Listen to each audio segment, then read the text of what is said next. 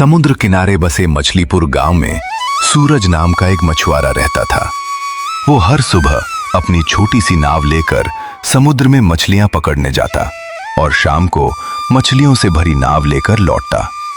उसकी पत्नी मीना और 8 साल की बेटी चुनो के साथ उसका छोटा सा परिवार था। एक दिन चुनो अचानक बहुत बीमार पड़ गई। उसका बुखार उतरने का नाम ही नहीं ले रहा था। सूरज उसे गांव के अस्पताल ले गया, जहां जांच के बाद डॉक्टर ने गंभीर बात बताई। सूरज जी, चुनो के दिल में जन्म से एक छोटा सा छेद है। इसे जन्मजात हृदय दोष कॉन्जेनिटल हार्ट डिफेक्ट कहते हैं। इसका ऑपरेशन कराना बहुत जरूरी है, वरना आगे चलकर उसकी हालत और भी बिगड़ सकती है। लेकिन यह ऑपरेशन सिर्फ किसी बड़े शहर के अस्पताल में ही हो सकता है और इसका खर्च लगभग 2 लाख रुपए आएगा। डॉक्टर साहब, हम गरीब मछुआरे हैं, इतने पैसे हम कहां से लाएंगे? जितनी जल्दी हो सके पैसों का इंतजाम कीजिए। जितनी देर होगी खतरा उतना ही बढ़ता जाएगा। सूरज, अगर हमारी बेटी को कुछ हो गया तो? मीना, मैं दिन रात मेहनत करूंगा। जितनी मछलियां पकड़ सकता हूं उतनी पकड़ूंगा। किसी न किसी तरह पैसे जुटा लूंगा।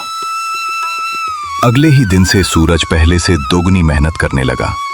वो सुबह बहुत जल्दी समुद्र के लिए निकल जाता और देर शाम तक मछलियां पकड़ता रहता। नाथू जी, आज मैंने बहुत अच्छी मछलियां पकड़ी हैं। कृपया इनके अच्छे दाम दीजिए। मुझे अपनी बेटी के इलाज के लिए पैसों की सख्त जरूरत है। अरे सूरज, आजकल बाजार में मछलियों के दाम बहुत गिर गए हैं। मैं तो सबको पहले से ही कम कीमत दे रहा हूँ। बस इतने ही पैसे दूंगा। लेना हो तो लो, नहीं तो कोई और खरीदार ढूंढ लो। सूरज के पास कोई दूसरा रास्ता नहीं था। पूरे गांव के मछुआरे सिर्फ नाथू को ही अपनी मछलियां बेचते थे, क्योंकि वही एकमात्र व्यापारी था जो थोक में मछलियां खरीदता था। मजबूरी में सूरज को कम दाम पर अपनी मछलियां बेचनी पड़ी।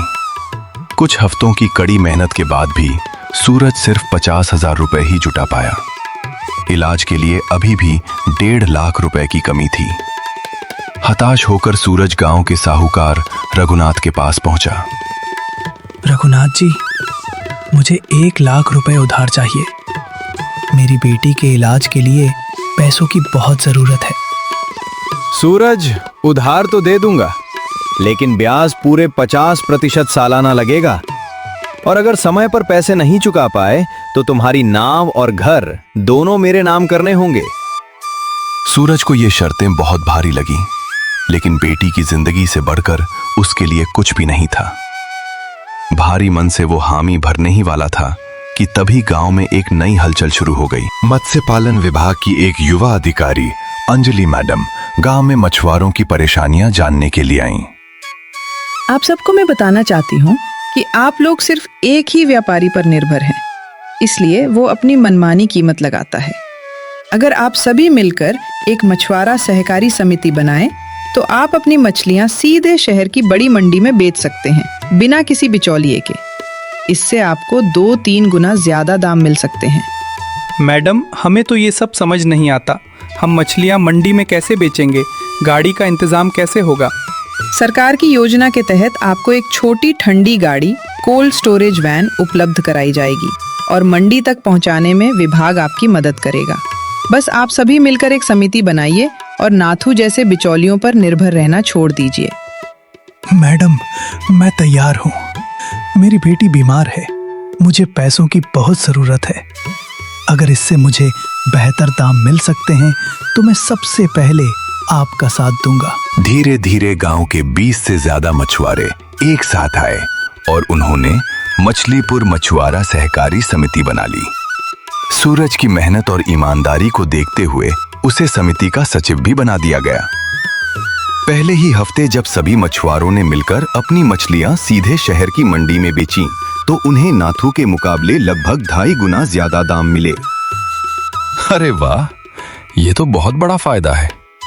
अगर हमने ये काम पहले ही कर लिया होता तो न जाने कितना कुछ बच जाता। जब नाथू को इस बात का पता चला तो वह घबरा गया और सूरज के पास पहुंच गया। सूरज, तुमने ये क्या कर दिया? मेरा तो पूरा धंधा ही बंद हो जाएगा। नाथू जी, हमने कुछ गलत नहीं किया है। हम बस अपनी मेहनत का सही दाम पाना चाहते हैं।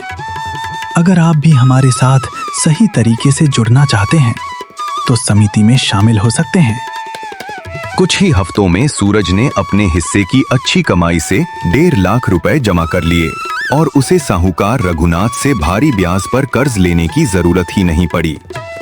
वह अपनी बेटी चीनू को लेकर शहर के अस्पताल पहुंचा। ऑपरेशन सफल रहा। कुछ हफ्तों बाद चीनू पूरी तरह स्वस्थ होकर घर लौट आई। पापा, अब मुझे कोई तकलीफ नहीं है। डॉक्टर ने कहा है कि मैं फिर से स्कूल जा सकती हूँ और खेल भी सकती हूँ। हाँ मेरी बच्ची, अब तो बिल्कुल ठीक है। और ये सब सिर्फ इसलिए हो पाया क्योंकि हम सब ने मिलकर हिम्मत दिखाई।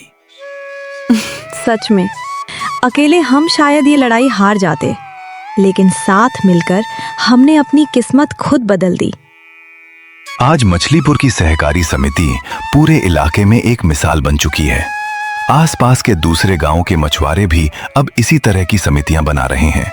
सूरज अक्सर नए मछुआरों को समझाता था, अकेली मेहनत भी जरूरी है, लेकिन जब मुश्किल बहुत बड़ी हो तो सबका साथ मिलकर आगे बढ़ना ही असली ताकत होती है।